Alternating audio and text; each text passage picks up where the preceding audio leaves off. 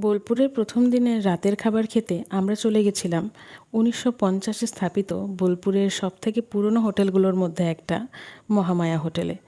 এই হোটেলের অনেক ভিডিও দেখেছি, অনেক রিভিউ দেখেছি, কিন্তু কখনো খাওয়া হয়নি। তাই এবার আগে থেকেই প্ল্যান ছিল যে একদিন তো যাবই। তো দেখো, প্রথমেই শাল পাতার এই থালাটা দেখে অনেক পুরনো দিনে চলে গেলাম, যখন আমাদের বাড়ির অনুষ্ঠানেও এরকম পাতা ইউজ করা হতো। এখন তো এসব পাতা আমাদের এইদিকে পাওয়াই যায় না, কিন্তু ওদিকে এখনও চল আছে। তারপর এলো ডাল। এরপর আমরা নিয়েছিলাম দুটো ভেজ থালি, আমরা নিরামিষই নিয়েছিলাম। তারপরে মনে হলো একটু ডিমটাও টেস্ট করে দেখি, তো ওটা পরে আসছে। দেখো, ভেজ থালিতে ছিল ডাল, আলু পোস্ত, ঝুরি আলু ভাজা, আলু পটলের তরকারি, আলু সয়াবিনের তরকারি।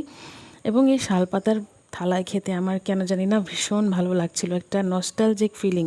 আর সবচেয়ে মজার কথা, এইখানে কিন্তু বেঞ্চে বসে খেতে হয়, একদম সেই 90s-এর একটা ফিল দেবে এই হোটেলে। দেখো কি সুন্দর, এবং ওরা খুব যত্ন করে খাওয়ায়, এটা আমার ভীষণ ভালো লেগেছে।